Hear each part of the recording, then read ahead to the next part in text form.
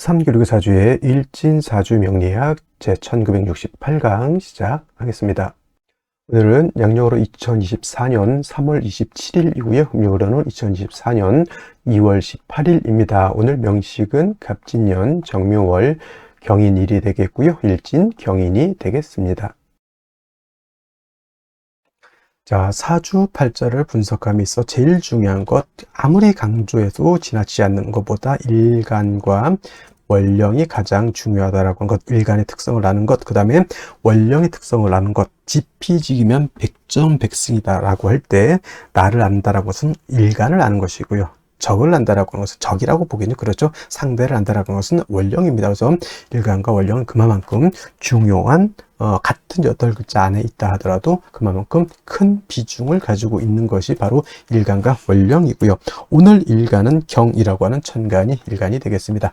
10개의 천간, 갑을병정, 무기영신, 임계라고 하는 10개의 천간 중에서 경이라고 하는 천간은 7번째 천간이 되겠고요. 그 다음에 오행, 목화토금수라고 하는 오행으로 구분하게 되면 경이라고 하는 것은 금이 됩니다. 금, 우리가 쉽게 말하면 쇠라고 이렇게 표현하죠. 강철, 무쇠 등등 이런 걸로 볼 수가 있겠고, 이 쇠라고 하는 것은 우리가 눈으로 볼 수 있는 것, 즉 물상으로 봤을 때는 쇠가 됐지만 기운, 우리가 느낌으로 하는 기운으로 봤을 때는 금의 기운은 숙살지기라고 해요. 숙살지기라고 하는 것은 뭐냐면 수의 기온은 얼음이 얼 정도로 천하를 막 영하 30도 40도 정도로 땡땡땡땡 그 이하로도 얼릴 수 있는 것이지만 금의 기온은 영하까지는 떨어지지 않죠. 즉 물이 얼지 않지만은 그래도 이 금의 기온은 오싹해서 서리가 내리고 그 다음에 사람 피부가 그 소름이 들 정도의 그러한 오싹한 기운을 갖다가 금의 기운, 즉 숙살 기운이라고 하고,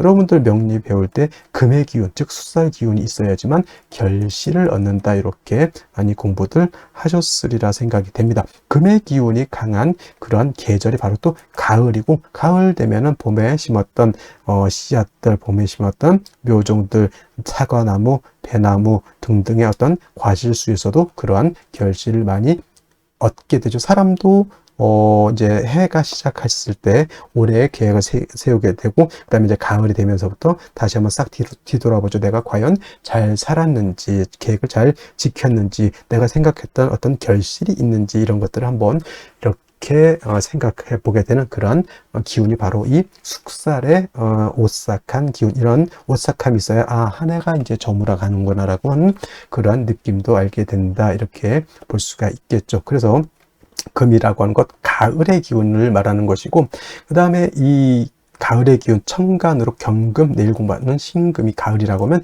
지지로는 신유술, 서방이 바로 가을이죠. 서쪽이라고, 서방은 서쪽이라고 하는 것이고, 신월, 유월, 술월이 바로 금이 왕한 금왕절이 있다. 물론 신월, 유월이 본기가 금이니까 금이 왕한 걸로 보지만, 술은 솔직히 말로 아까 어저께도 말씀드렸지만 4개월 중에 하나 토가 왕한 계절이다 하지만, 신유술을 큰 틀의 권역으로 봤을 때는 신유술, 서방은 금이 세력을 얻고 있다, 이렇게 보시면 되겠습니다. 그래서 신유술월은 금왕 절이 되는 것이고, 금이 왕한 계절이 되는 것이고, 그 다음에 오상이라고 하는 것, 인의 예지신이라고 하는 오상으로 봤을 때, 자, 인이라고 하는 것은 제가 뭐가 주관한다 했죠? 목이 주관한다라고 말씀을 드렸고요. 그 다음에 의는, 지금 말하는 의는 바로 금이 주관하는 것이 되겠고, 그 다음에 예는 화, 그 다음에 지는 수, 다음에 이제 공부하겠습니다. 그 다음에 신이라고 하는 것은 토가 이렇게 주관한다.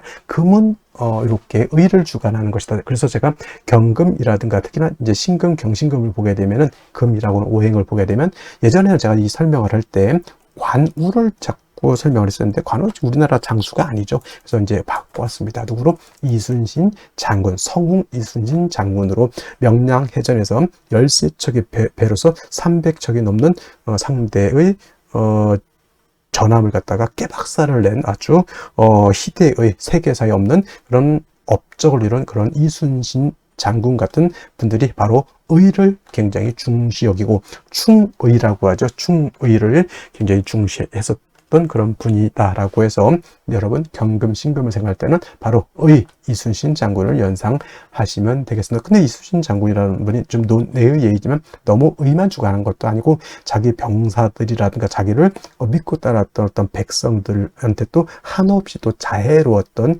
그런 분이셨죠. 그래서 금이 의를 주관하고 토는 믿음, 신을 주관한다고 해서 그것만 생각하셔서는 안 되고, 사주라고 하는 것은 목화 토금수가 어떻게 돼야 된다? 중화가 돼야 되듯이 사람도 인의예지 신 중에서 어느 하나만 선택하면 그거는 격이 떨어지는 것이고, 사람 성품 안에는 인자함도 있어야 되고 의로움도 있어야 되고 예절도 지켜야 되고 사람 삶에 있어서 지략도 지혜도 있어야 되고 그 다음에 사람의 신막 믿음도 골고루 갖춰야지만 온전한 진짜 성스러운 그런 사람이 될 수 있겠다라고 하는 것. 그래서 사주라고 하는 것도 마찬가지로 목화 토금수가 잘 구성이 돼서 서로가 장애가 이루어지지 않는 그런 사주가 좋은 사주다, 이렇게 말씀을 드릴 수가 있겠고요. 그 다음에 금이라고 하는 것, 색깔은 백색입니다. 백색. 참고로 나무는 청색, 목은 청색, 화는 적색, 수는 검정색, 이렇게 볼 수 있고, 토라고 하는 것은 황색 이라고 해서 노란색, 금은 백색. 그래서 주관하는 신도 흰호랑이라고 해서 백호가 주관하는 신이 되겠다라고, 요거는 이제 오행에 대한 이런 설명을 드렸고요. 다시 이제 금이라고 하는 것을 갖다가 음과 양으로 구분해 볼 수가 있겠습니다. 자, 음과 양이라고 하는 것은 뗄래야 뗄 수 없는 관계. 음과 양은 서로 좀 대조적이고 서로 좀 상대적인 개념이라 하더라도 서로 미워하고 질투하고 서로 이혼하려고 하는, 떨어지려고 하는 관계가 아니라 서로 상대적이지만은 음이라고 하는 것은 양을 보충해주는 개념이고요. 양이라고 하는 것은 음과는 좀 상대적이고 대조적이지만 양은 음을 보충해주는 개념이다. 사람으로 치면 남자와 여자의 개념으로 보고, 또 다른 걸로 보면 낮과 밤도 해당이 되죠. 낮이 있어야지 밤이 좋은 것이고 밤이 있어야지만 낮이 좋은 것이죠. 항상 낮이어야 된다라고 하면 모든 만물이 쉬지를 못합니다. 그리고 항상 밤이면 세상이 음침해지겠죠. 우리 남극 같은 데인가요? 북극 같은 데 백야 현상이 나타나죠. 일정 기간, 석 달 정도 이상이 백야, 그냥 밤인데도 하얘요. 태양 계속 떠 있으니까 사람이 돌아버립니다. 어느 정도 태양이 지고, 우리가 그렇게 살아왔으니까 태양이 뜨고 태양이 지구를 보고 하루가 가는구나 이렇게 보는데, 계속 밤이면 시간이 가는지 시간이 가지 않는지 알 수가 없죠. 시계가 있어야지만 알 수가 있겠다. 해서 음양이라고 하는 것은 서로 대조적이지만 음은 양을 보완해주고 양은 음을 보완해주는 그러한 개념의 것이다라고 이해해 두시면 좋겠고요. 그 다음에 경금이라고 하는 음령으로 구분하게 된 경금은 양금이 되죠. 양의 기운을 가지고 있는 양금이 되는 것이고, 음금이라고 하는 것이, 양금이 있으니까 당연히 음금이겠죠. 내일 공부하게 되는 신금이라고 하는 것이 음의 기운을 가지고 있는 음금이라서 양금인 경금과 음금인 신금 같은 금이지만 음양의 차이가 있다. 자, 양금인 경금은 어떤 금이, 양이라고 하는 것은 좀 강하고 거칠고 투박하고 무겁고 단단한 그런 성향의 금이다라고 봤을 때, 음금은 부드럽고 온기가 있고 잘 휘어지고 광채가 나는 그러한 금으로 볼 수도 있겠죠. 그래서 경금인 양금은 완철금이라고 봅니다. 완철금, 그야말로 순수, 우리가 말하는 금하면 생각하는 그 무쇠 같은 개념, 강철 같은 개념으로 이렇게 경금을 생각하시면 좋겠고요. 상대적인 음금이 신금은 그야말로 금입니다. 보석 같은 거, 금반지, 금귀걸이 같은, 그 다음에 주옥 같은, 도자기 같은 이런 개념. 여러분 핸드폰 살 때 요즘 핸드폰 너무 비쌉니다. 근데 그 액정이라든가 핸드폰, 우리나라 그 삼성 회사 이름을 대면 안 되겠지만, 어떤 회사는 그야말로 알루미늄 스틸 바디인 것이 있고, 어떤 경우에는 그냥 스틸 같은 재질의 어떤 플라스틱 그 바디가 있잖아요. 그런 개념이죠. 그래서 플라스틱도 광채, 목으로도 보지만 플라스틱도 경우에 따라서는 금으로 볼 수가 있겠고, 은,동 여러 가지, 그 다음에 비철 같은 경우도 다 금으로 보죠. 그 다음에 도자기 같은 경우는 토를 굳혀가지고 금을 만들어낸 거고, 콘크리트 있죠. 콘크리트, 이것도 토를 갖다가 물을 부어가지고 여러 가지 재료로 혼합해서 토생금한 것이 콘크리트. 도자기도 토생금에서 만들어낸 금이다. 이렇게 보시면 되겠죠. 여러분이 쓰고 있는 안경 같은 거 있죠. 다 금인데 경금이 아니라 그런 신금이다라고 이렇게 보시면 되겠고, 경금은 무쇠강철과 같으면서 원철이라고도 표현합니다. 원철은 뭐냐면 땅에서 금방 캐낸 자연 그대로의 철을 말하죠. 쇠를 말한다. 말로 치면 야생마 같은 개념으로서 이 경금이 용도, 쓰임이 있기 위해서는 반드시 단련해서 기물을 만들어야지 된다. 즉 원재료인 철을 갖다가 녹이든지 아니면 뜨거운 열기를 가해서 빨갛게 달궈서 풀무질을 하고 해서 뭐 칼을 만든다거나 호미를 만든다거나, 이 우리나라 호미가 또 외국에서 엄청나게 인기, 저 아마존 같은 데서 없어서 못 판다고 하는, 이거 굉장히 외국 같은 데서 정원 같은 거 가꿀 때 텃밭 같은 거 가꿀 때는 큰 삽 같은 걸로 하기는 그렇죠. 근데 호미 같은 경우는 우리나라에서 만들었지만, 우리나라는 뭐 호미 요즘 잘 안 쓰죠. 외국에서는 요 호미 같은 거 굉장히 잘 쓴다고 하면, 이게 바로 경금을 가지고 물건을 만들어야지, 그냥 쇳덩이만 가지고 있으면 용도가 없죠. 그걸 갖다가 칼, 호미, 여러 가지 기물을 만들어야 되는 것이고, 반대로 내일 공부하게 된 신금 같은 경우는 이미 기물이 만들어져 있는 상태. 그래서 땅 속에서 예를 들어서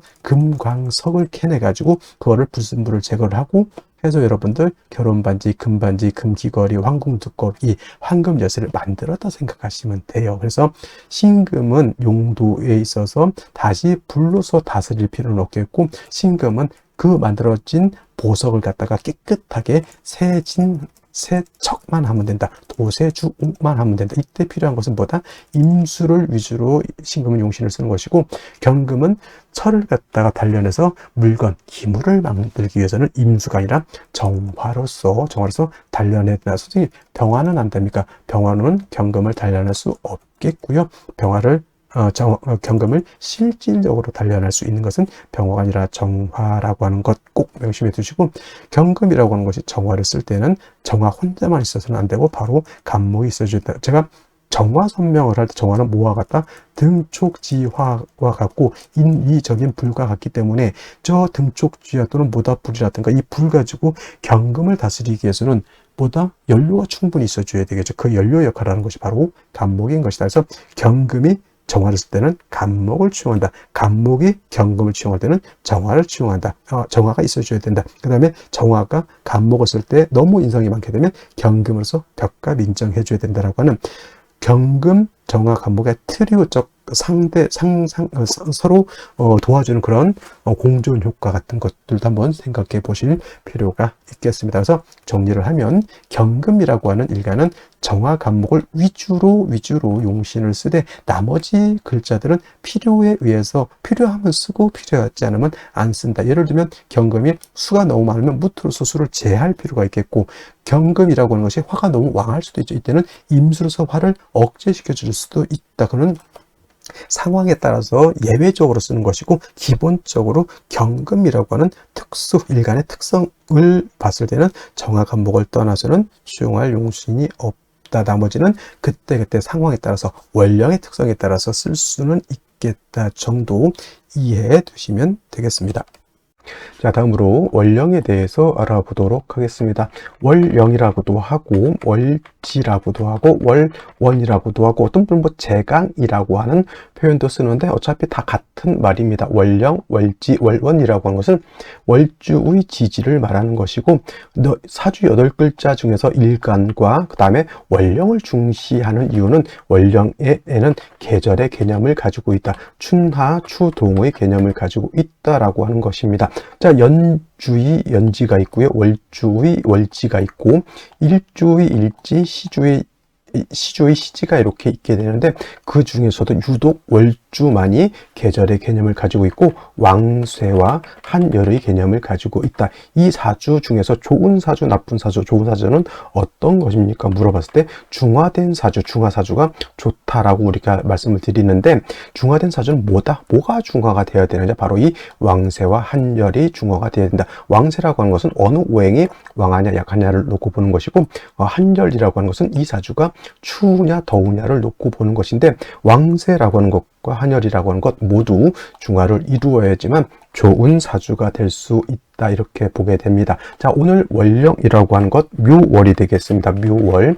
자, 묘월이라고 하는 것 일단 절기 보게 되면 경칩과 춘분으로 이렇게 구분이 되어 있고, 춘분도 나름대로 의미는 있지만 중요한 것은 경칩이 되어야지만 인월에서 지금 묘월로 전환이 된다라고 하는 점. 그 다음에 인월과 묘월과 진월은 동방을 나타낸다. 방향은 동쪽이면서 목이 왕한 모광절이 되는 것이고, 계절로는 봄이 된다. 그래서 인월은 초춘이라고 말씀을 드렸고요. 지금 묘월은 중춘이라고 표현을 하고, 그 다음에 진월은 모춘 또는 개춘이라고 해서 늦봄을 말하게 된다. 색깔은 뭐 청색이다. 이거는 기본적으로 이제 알아두셨으면 좋을 것 같고요.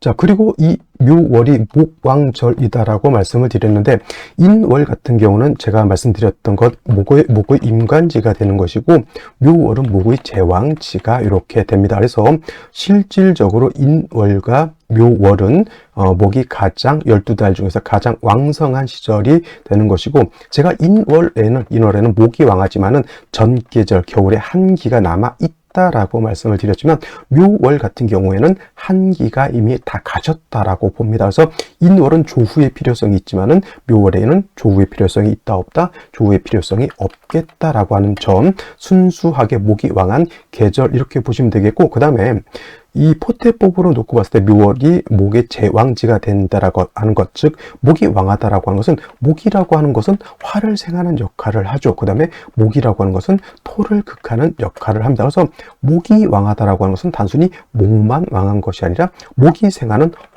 화도 같이 왕해진다라고 보시면 되겠고, 그 다음에 목이 왕해지면 왕해질수록 목은 토를 극하게 되기 때문에 토는 약합니다. 인월 또는 묘월에. 반대로 또 인월 묘월은 금은 절지태지가 되니까 금도 약하게 되고요. 그 다음에 수는 인묘진의 수는 여기가 병사 묘지가 되기 때문에 토금수는 매우 세력을 크게 잃고 있다 정도, 월령만 놓고도 요 정도는 알고 있어줘야 된다라고 하는 점. 그 다음에 또 한 가지, 지장간 우리가 알아야 되죠. 묘월이라기보다는 이제 묘라고 하는 것 안에는 지장간이 이렇게 들어가 있는데, 지장간이 어떤 게 들어가 있을까요? 간목이라고 하는 것이 초기, 그다음에 봉기는 을목이 됩니다. 그래서 묘라고 하는 것은 지장간이 2개가 들어가 있죠. 참고로 인 안에는 무토라고 하는 것, 병화라고 하는 것, 간목이라고 하는 것이 들어가 있다고 했습니다. 그래서 인월에는 무토는 쓴다 안 쓴다, 무토는 취용하지 않는다라고 말씀을 드렸고, 인중에 있는 지장간은 병화, 간목을 쓸 수 있다 정도. 그 다음에 묘 안에는 간목, 을목이지만 묘는 쓸 수 있는 것은 을목을 씁니다. 을목을 쓰는 것이고, 간목은 있어도 쓰지 않는다. 선생님, 쓴다 안 쓴다, 이게 뭔 뜻일까요? 라고 하면 격을 취용할 때나 또는 격을 취용할 때, 용신을 취용할 때 이것은 취용하지 않는다는 얘기. 을목만 격을 취용할 때 또는 용신을 취용할 때, 인도 마찬가지입니다. 격국이나 용신을 취용할 때 무토는 쓰지 않고 병화, 간목만 취용한다 정도, 이렇게 알아두시면 되겠고, 일단 중요한 것은 묘월은 목이 가장 왕성한, 12달 중에서도 가장 왕성한 시절이다라고 하는 것을 여러분들 꼭 머릿속에 염두에 두시기 바랍니다. 자, 그러면 묘월에 일간경금이 태어나게 되면 사주를 어떻게 배합하는 것인지 알아보도록 하겠습니다. 일간경금이라고 하는 것 다시 복습하면 완철금이라고 했고요. 이 경금은 강철과 같다, 무쇠와 같다 또는 원철과 같다라고 했습니다. 가공하지 않은 자연 그대로의 철을 연상하시면 좋겠고요. 말로 치면은 준마가 아닌 야생마 같다, 이렇게 생각하시면 돼요. 야생마는 길을 들여야지만 사람이 타고 다닐 수 있는 것과 같이, 경금인 완철금, 강철, 무쇠는 화로서 단련해줘야 되는, 이때 필요한 화는 정화로서 단련하고 간목으로서 어떻다? 정화를 도와줘야 되는데, 경금일간이 만약에 신왕하다라고 하는 것은 경금이 단단할 수도 있지만 경금 자체가 크다, 이렇게 생각할 수도 있겠고, 반대로 경금일간이 신약하다고 해서 신금처럼 부드럽다라는 개념은 아닙니다. 경금이 신약하다라고 하는 것은 단단하기는 하되 어떻다? 작다.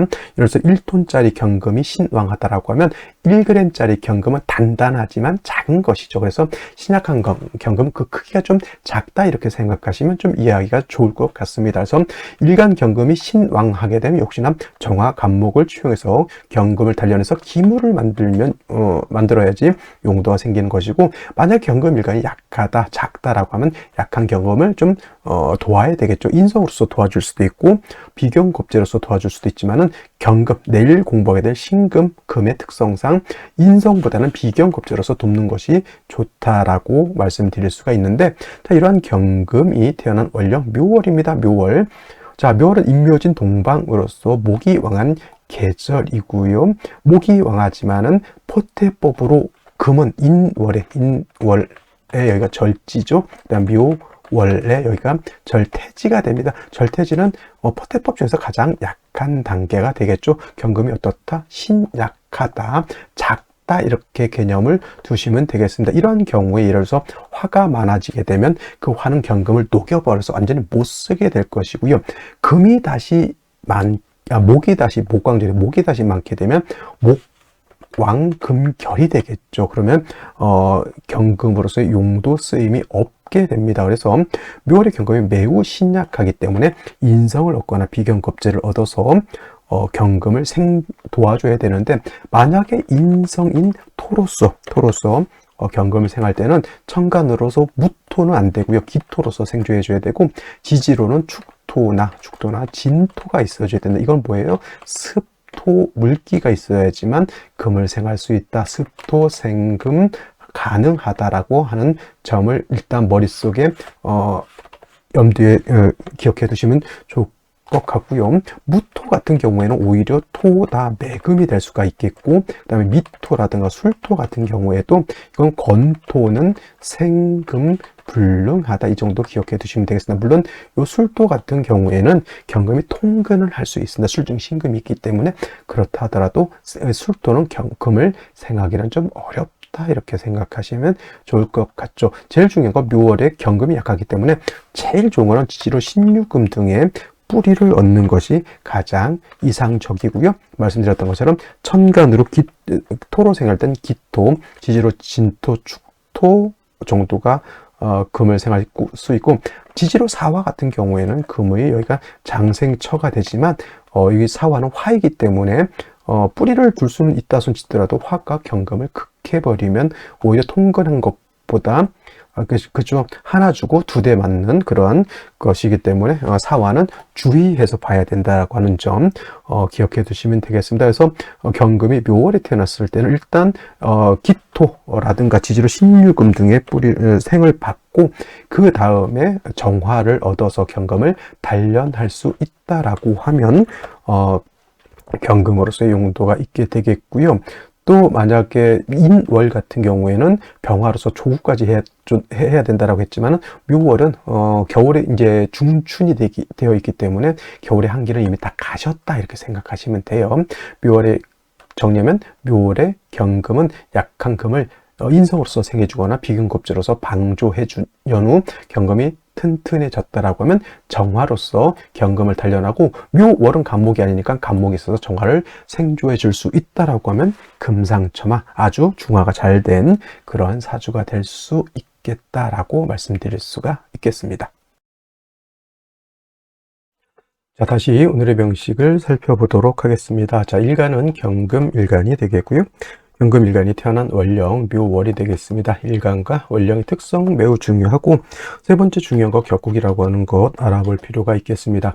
자, 격국이라고 하는 것은 사주 8글자가 어떻게 구성되어 있느냐를 놓고 보는 것인데, 역시나 일간과 월령의 관계를 살핀 전후에 나머지 글자들의 배합을 보게 되어 있습니다. 자, 일간 경금이라고 하는 것 양금이라고 했고요. 월지 있는 묘목이라고 하는 것은 음목이 되겠죠. 양대 음의 관계가 성립이 되는데, 금이라고 하는 것은 물론 술을 생하는 역할도 하지만, 금이라고 하는 것은 목을 극하는 역할도 하게 됩니다. 그래서 일간 경금이 월지 있는 묘목, 목을 극하는 관계, 일간인 내가 극하는 것이죠. 그래서 이거를 아극자라고 표현하고요.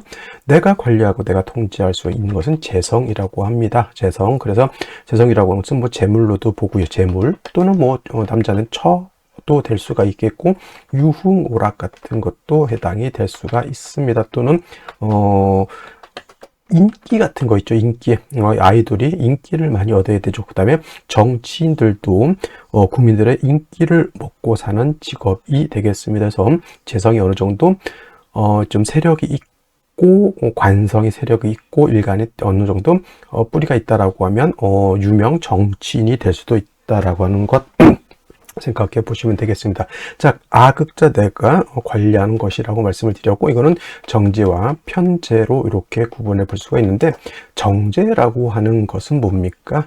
정제라고 하는 것은 일간과 재성과의 관계가 양대음의 관계 또는 음대양의 관계가 성립이 되면 정제라고 하고요. 발음, 재성, 월급 또는 이자 같은 꼬박꼬박 예측 가능한 재물을 말한다라고 하면 편제라고 하는 것은 양대음, 음대양이 아니라 양대양 또는 음대음의 관계가 성립이 되면 요거는 편제라고 하죠. 일확천금 같은 재물이고요.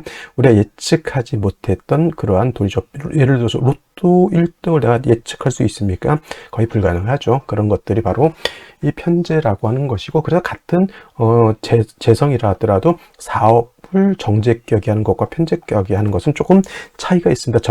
정제격인 사람들이 사업을 할 때는 좀 예측 가능하게 이렇게 시류를 봐가면서 사업을 한다고 하지만 편제격들은 약간 좀 도박성이 좀 있습니다. 이거 좀 불투명하더라도 한번 못 먹어도 뭐 이런 식으로 밀어붙이는 스타일이 많죠. 그래서 편제격들이 돈을 벌 땐 진짜 많이 벌 수도 있어요. 왜냐?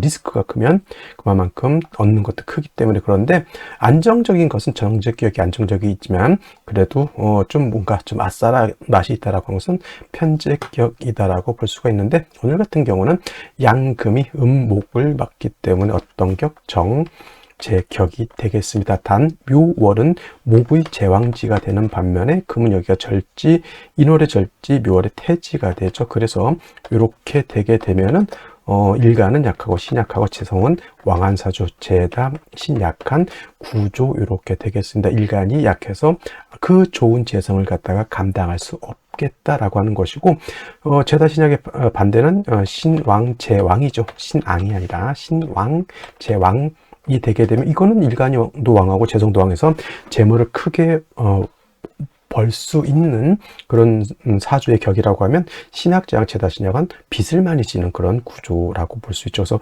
재다신약이라고 해서 그렇다고 무조건 빚만 지느냐, 그렇지 않고 대운이라든가 운이 좋으면 그때 신왕재앙이 되면 그때는 돈을 벌 수가 있겠습니다. 그래서 중요한 것은 경금이 묘월이 태어나고 경금이 인월이 태어나서 일간약하고 재성이 왕인 경우에는 반드시 인성이라든가 또는 비경겁재가 있어서 약한 경금을 도와주어야지만 많은 재성을 감당할 수 있겠다라고 하는 것. 인성은 토를 말하는 것이고요.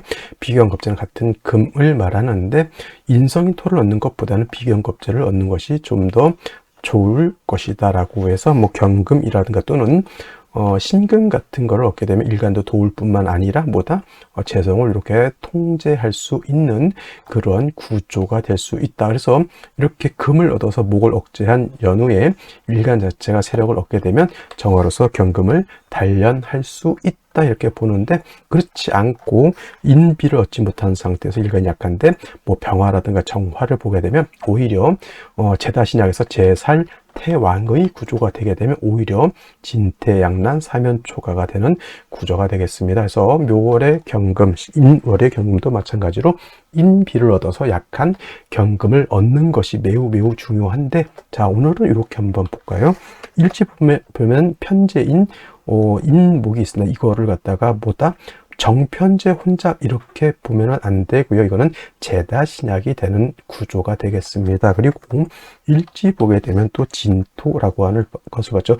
완전히 지지로 방합, 인묘진 방합을 구전했다. 이렇게 보는 것이고, 그러면 재성이 너무 왕해지게 되겠죠. 거기에 더해서 월연간에 간목이 투출되어 있으면 어떤 분들은 요거 이제 제격, 기명, 종, 제격으로도 본다 이렇게 볼 수도 있겠지만, 저는 기명충직격으로 보지 않고요. 진토가 있으면 목으로 종하는데 토가 있으면 파격이 되기 때문에 종격으로 보기는 좀 어렵다라는 입장이고, 월간의 정화가 있긴 하지만 일간이 아까 말씀드렸던 것처럼 약하죠. 진토의 생을 받을 수는 있지만 이 진토라고 하는 것도 목이 너무 왕하게 되면 목에 의해서 억압을 받기 때문에 일간 경험을 생하기가 좀 어렵다라고 하는 것. 재성이 왕한데 이렇게 관성을 보게 되면은, 물론 이건 칠살은 아니지만 제 관이 너무 왕해서 일간을 갖다가 오히려 극하게 되는 그런 구조가 되는 것이다, 이렇게 볼 수 있죠. 그래서 오늘 명식 3주까지만 놓고 보게 되면 뭐가 문제가 된다? 그렇죠. 일간이 너무 약한데 재성이 왕한 상태에서 아무리 좋은 정관이라 하더라도 일간이 이 정관을 감당할 수 없다면 마치 제살태왕이 되는 사주의 구조가 되는 것이다 라고 볼 수 있습니다. 좋다는 얘기입니까? 나쁘다는 얘기입니까? 과히 좋다라고 볼 수 없다라고 보는 것이고요. 생시에서라도 일단 중요한 것, 약한 일간을 도와줄 수 있는 글자를 얻는 것이 가장 급선무가 된다, 이렇게 볼 수 있습니다. 자, 그러면 생시 보도록 하겠습니다. 제일 먼저 병자시를 보도록 하죠. 자, 병자시가 되게 되면은 자수를 얻었습니다. 일간 자체가 약한 중에 자수 수를 보게 되면 금의 기운을 더욱 뺏어가는 것이기 때문에, 물론 전체적인 국세에 너무 건조하지 않게 만들어주는 역할은 하지만 내가 곧 죽게 생겼는데 세상이 어떻게 돌아가는지 알 바 없다라는 것이고요. 더욱 문제는 병화가 투출돼서 관사론잡이 아니라 이것이 그야말로 제살태왕한 구조가 돼서 약한 경금을 갖다가 도와줄 수 있는 글자가 없다. 연지에 있는 습토, 진토 하나의 의지에서 생을 받아야 되는데 이 진토도 왕복에 의해서 공격을 받고 있으니 능히 경금을 생해줄 수 없고, 관살이 나를 공격하는 것이니 어디 하나 마음 둘 곳 없는 그런 구조의 사주가 된다, 이렇게 볼 수 있죠. 좋다는 얘기입니까? 나쁘다는 얘기입니까?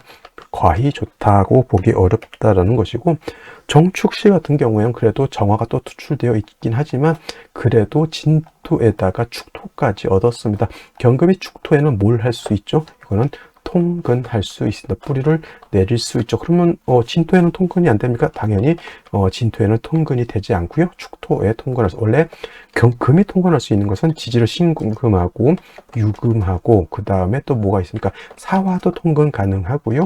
축토 가능하고요. 술토 가능하다. 이렇게 통근하고 생을 받는 거하고는 좀 구분을 하셨으면 좋겠고요. 그래서 정축시는 축토를 얻어서 이렇게 생을 하고 경금이 통근할 수 있다고는 하지만, 역시나 재간이 너무 왕한 이런 곳이 이제 예를 들어서 화운 이렇게 가게 되면 조금 약한 일간이 더욱더 공격을 받는 그런 구조가 되는 것이다라고. 무인시, 기묘시 같은 경우에는 무토라고 하는 것은 편인이죠. 편인이라서 나쁘다라가 아니라 무토는 왕토이면서 물론 이제 모광절이 무토라 큰 힘은 없다 손치더라도 중요한 건 무토는 건조한 건토가 되죠. 경금이 생할 수 있는 공력이 떨어지게 되면 차라리 인성을 볼 바에는 차라리 기토를 보게 되면 습토이기 때문에 그 경금이 생할 수 있다. 단 기토의 뿌리가 여기 연지에 있기 때문에 조금 이 기토 또한 힘이 약하다라고 볼 수 있죠. 정화가 있어서 기토를 생해 줄 수는 있지만은 제가 차라리 기묘시를 선택할 바에는 차라리 정축시를 선택하는 것이 조금 더 바람직하다라고 볼 수 있고요.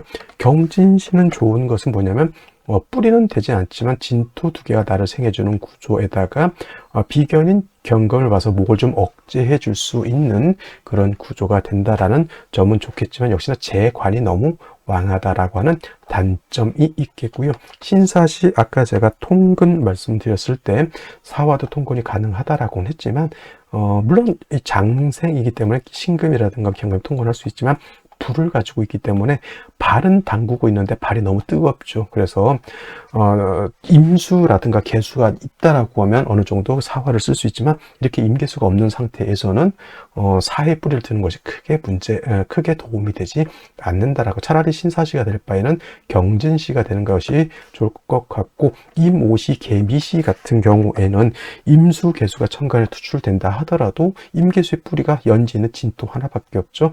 수가 관을 갖다가 이렇게 억제하기가 좀 어렵다라고 하는 단점. 인호화고까지 하니까 이것도 제 관이 너무 왕한 문제. 오늘 중에서 그래도 괜찮게 봐야 될 것이 있는데 바로 갑신시죠. 근데 이것도 마찬가지 좋지 못합니다. 왜냐하면 인신충이 되기 때문에 원래는 이것이 뭐 진또 경진 일주였다면 갑신시를 선택하는 것이 가장 좋은 거지만 오늘은 경인 일이기 때문에 갑신시를 선택하면 인신충으로 해서 좋지 못하면서 갑신시도 선택하기가 어렵고요. 단지 일간의 뿌리를 좀 그래도 얻을 수 있는 것은 유금이면 양인을 얻어서 경금에 통근할 수가 있겠고, 그 다음에 뭐 병술시 같은 경우에는 이거 좋지 못하다. 병자시는 수라도 함정일전, 병술시는 물론 경금의 수에 통근할 수 있지만 병화가 또 경금을 이렇게 파극하는 것을 감내하면서 살아야 된다. 이게 마찬가지로 또 목화운으로 이게 화운 갔을 때는 경금이 진짜 매우 어려운 삶을 살 수밖에 없겠다. 이렇게 보시면 되겠습니다. 가장 좋은 게 이제 뭐 이렇게 임신계유운 또는 경신, 신유, 경신은 이 정도 볼 수가 있겠지만은 제가 봤을 때는 조금 멀리 있잖아요. 남자 같은 경우는 43살 돼야 되는 거고, 여자 같은 경우는 60 다 돼서 오는 운을 어떻게 받아들일 수 있느냐, 이것이 문제이고, 또 하나가 문제, 임신되는 때는 이렇게 뭐가 됩니까? 인신충, 계유되는 때는 묘유충, 이것도 마찬가지로 묘유충, 경신, 인신충 다 걸리죠. 결국은 좋은 운이 없다, 이렇게 보면 되겠습니다. 자, 오늘 여기까지 설명드리도록 하고요. 저는 내일 또 찾아뵙도록 하겠습니다. 감사합니다.